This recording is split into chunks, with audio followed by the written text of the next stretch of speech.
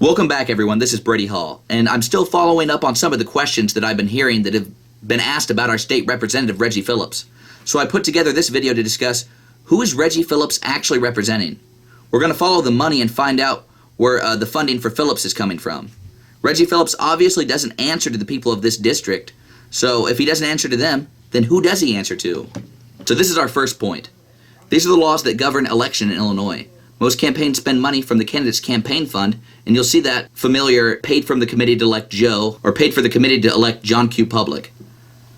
But then there's another type of campaign spending known as dark money.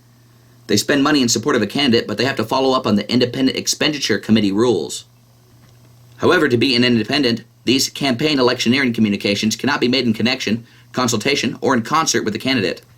In other words, they can support a candidate, but they cannot work directly with him, or in this case, do all the work for him. The Liberty Principles Pact is an independent expenditure communications. This is dark money from the heart of Chicago.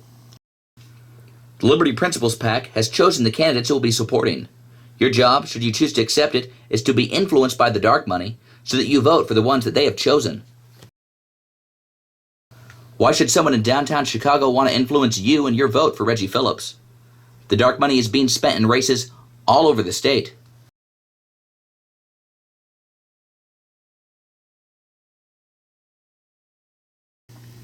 First, they sent a nice mailing. See, paid by the Liberty Principles Pact? Then they sent you the East Central Reporter, a fake newspaper, a new way for the dark money in Chicago to communicate with you, the voter. This exactly covers the 110th representative district. The Liberty Principles Pact is the East Central Reporter.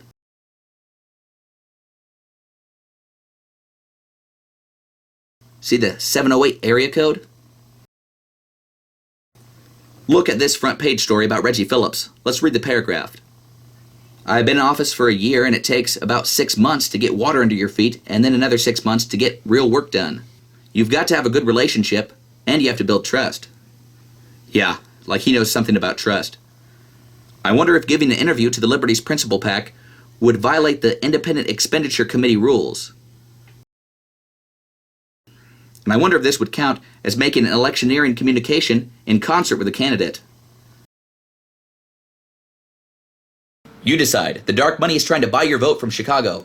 They have stooped to the lowest form of hit pieces against Jonathan Kay and are running TV ads, and they're sending mailers. They are desperate, despicable people who have failed in their duties to represent our district, and they don't represent liberty, and they definitely don't represent principles.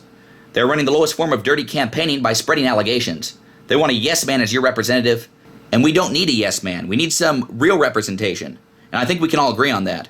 And with Reggie's ties to Chicago, there is definitely a conflict of interest. But what we need now is real representation. But don't take my word for it.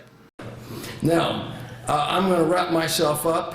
The reason why Eastern Illinois University has not been getting the funding that it so deserves, you have not had representation. Boo! And so I am here to represent that Eastern gets better funding. Thank you. Thanks for the advice, Reggie.